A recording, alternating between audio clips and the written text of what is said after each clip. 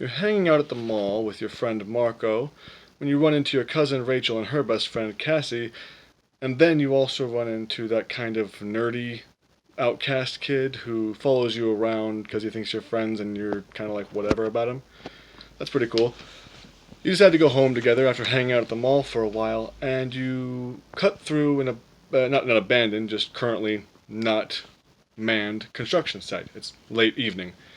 And the dreamy kid looks up, and when you guys follow his gaze, you see an alien ship landing in the construction site. From the ship comes a blue centaur-like creature with two large almond-shaped eyes and two other eyes on top of stalks from the top of his head that can turn in any direction. He doesn't have a mouth, but he does have a large, muscular tail with a wicked curved blade at the end of it, and he's dying. You hear the creature's voice in your mind. It has thought speak, and he tells you he is Prince Alfangor of the Andelites, a race at war with a horrible alien species called the Yerks, and unfortunately for you and your people, the Yerks are already here, and they've been invading and will continue to invade if they're not stopped. These Yerks are described as 2 to 3 inch long gray worms with little vestigial limbs who are completely or almost completely blind and deaf and extremely vulnerable in their natural state in these large sludgy pools where they absorb nutrients and the energies from their sun, Kandora, that keep them alive. But the Yerks have a special ability. They can wiggle inside the ear canal of any host creature, wrap itself around their brain and sink into all the nook and crannies, and then gain complete control of all muscle coordination, motor function, speech, as well as having complete access to the host's memories, thus making the Yerk able to flawlessly imitate, for the most part, its host. This host is called a controller, and there's a lot of them here, and the Yerks want more because there's enough humans on Earth to where every Yerk could have a body. That's why they want us. He tells Jake, you, to go into his ship and grab this blue cube and come back with it. And when you do, he tells you that he is going to grant you a miraculous gift.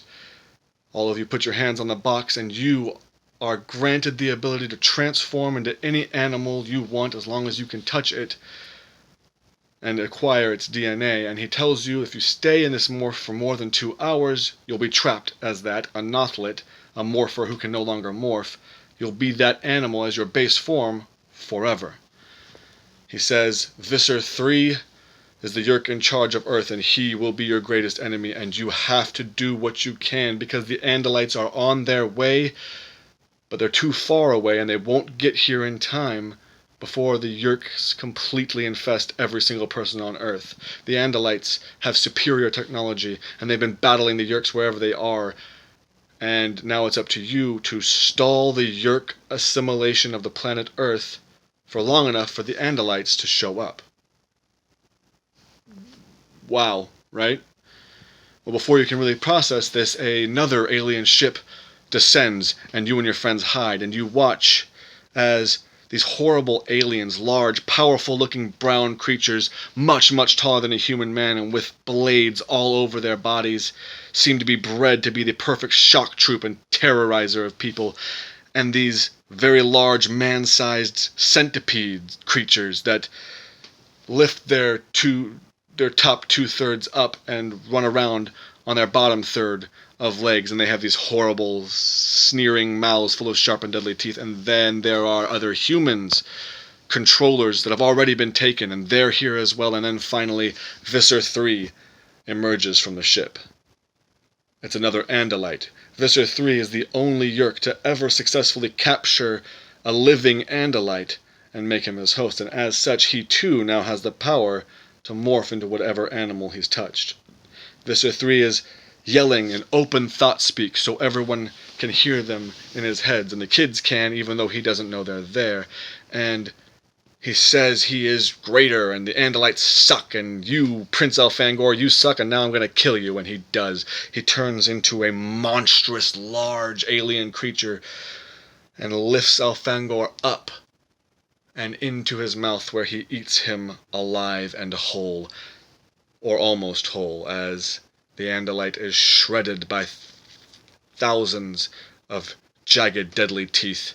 The Taxons, these centipede-like creatures, rush around, consuming up all the viscera and meat dropped by Visser 3's ravenously chewing mouths. Ew, right? And then you're spotted. But you and your friends manage to escape, mostly unscathed and without them finding out your identity. Yeah. Well, the next morning, this dreamy kid, Tobias, comes to you, Jake. I'm going to switch from the first person to third person now that you understand I'm telling you a story from a book written by an author named K.A. Applegate and her husband and a series of ghostwriters following that structure. These books were released monthly at Scholastic Book Fairs. That's where I found them, along with Goosebumps, and it did very well. So, Jake, you're told by your friend Tobias that it's real, you can really transform. He did it with his cat this morning. He transformed into his cat this morning. You're skeptical, but Jake decides to pet his dog Homer, his golden retriever, and soon enough realizes that he can turn into Homer as well.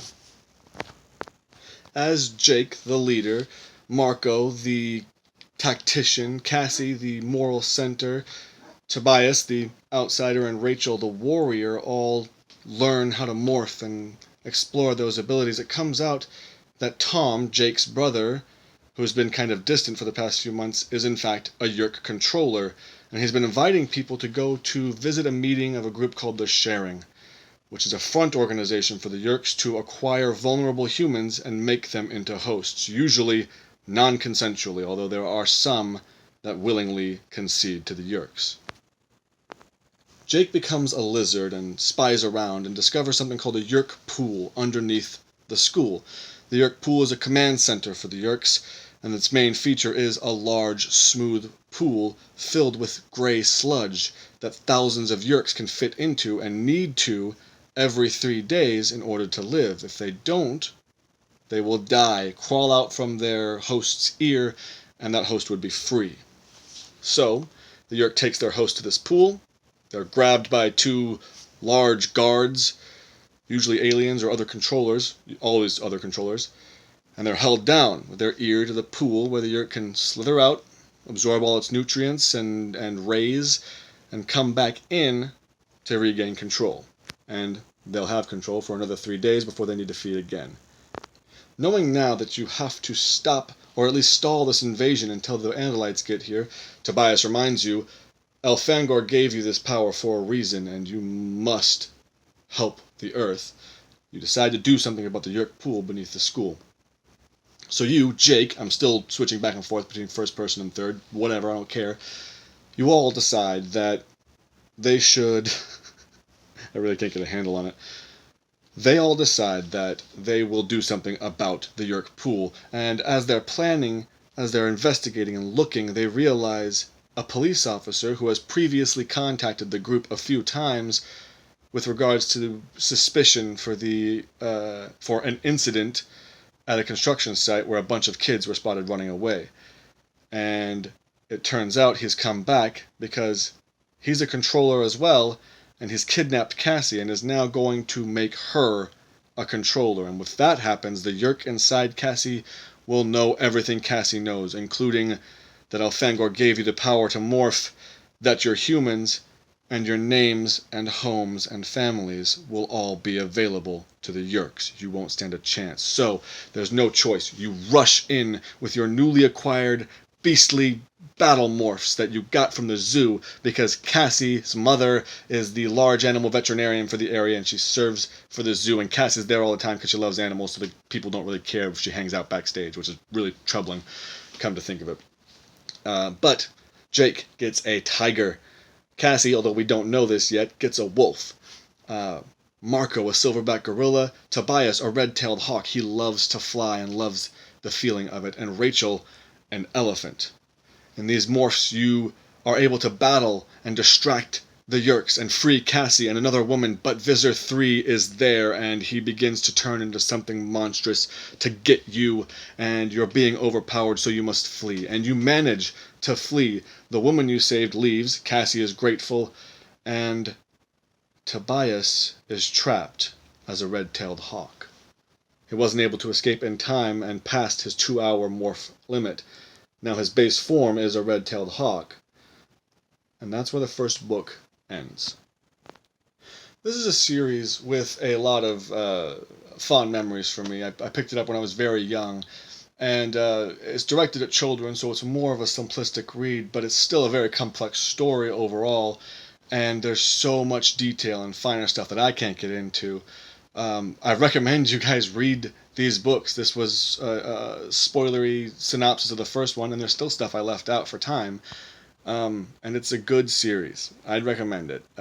There's a new movie being made based on the works that have kind of gotten the books coming back into at least more of a focus, but there's always been a very strong cult following.